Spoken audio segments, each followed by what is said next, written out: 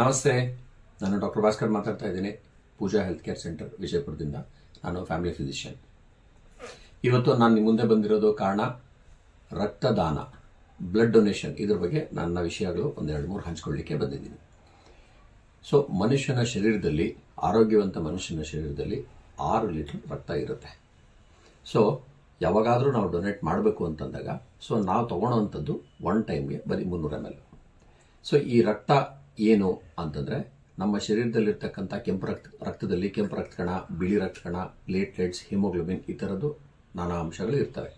So ರಕ್ತ ಕೊಡೋದ್ರಿಂದ ಆ ರಕ್ತದಲ್ಲಿ ನೀವು ಕೊಡುವಂಥ ರಕ್ತನ ನಾವು ಸಪರೇಟ್ ಮಾಡ್ತೀವಿ. ಮತ್ತು ಈ ಇರೋ ಟೆಕ್ನಾಲಜಿಲಿ ಕೆಂಪು ರಕ್ತ ಕಣ ಬೇರೆ, ಬಿಳಿ ರಕ್ತ ಕಣ ಬೇರೆ, ಪ್ಲೇಟ್ಲೆಟ್ಸ್ ಬೇರೆ, ಮತ್ತು ಪ್ಲಾಸ್ಮಾ ಬೇರೆ ಅಂತ, ಅಥವಾ ಫ್ರೋಸನ್ ಪ್ಲಾಸ್ಮಾ ಅಂತ ಕರಿತೀವಿ, ಅದನ್ನು ಬೇರೆ ಮಾಡ್ತೀವಿ. ಸೊ ಹಾಗಾಗಿ ಅದನ್ನು ಪ್ರತಿಯೊಬ್ಬರಿಗೂ ಯಾರಿಗೆ ಏನೇನು ಬೇಕೋ ನಾವು ಅದನ್ನು ಸಪ್ರೇಟಾಗಿ ಕೊಡಬಹುದು.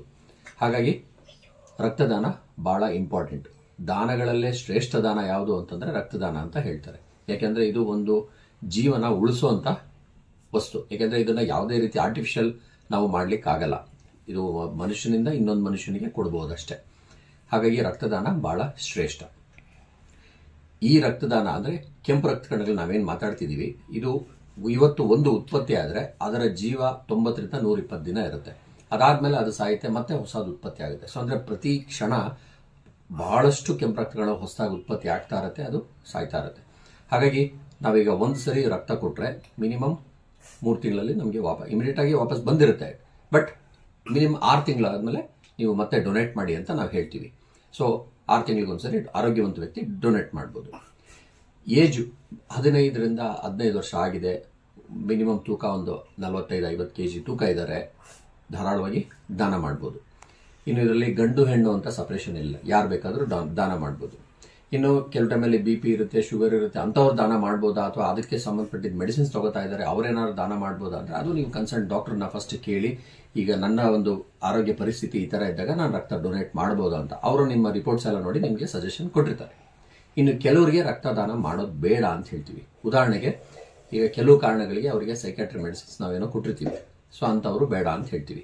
ಇನ್ನು ಕೆಲವರಿಗೆ ಕ್ಯಾನ್ಸರ್ ಟ್ರೀಟ್ಮೆಂಟಲ್ಲಿ ಕೀಮೋಥೆರಪಿ, ರೇಡಿಯೋಥೆರಪಿ ಅಥವಾ ಇಮ್ಯುನೋಥೆರಪಿ ಅಂತ ಕೆಲವು ಮೆಡಿಸಿನ್ಸ್ ಕೊಟ್ಟಿರ್ತೀವಿ, ಸೊ ಅಂಥವರು ರಕ್ತದಾನ ಮಾಡೋದು ಬೇಡ.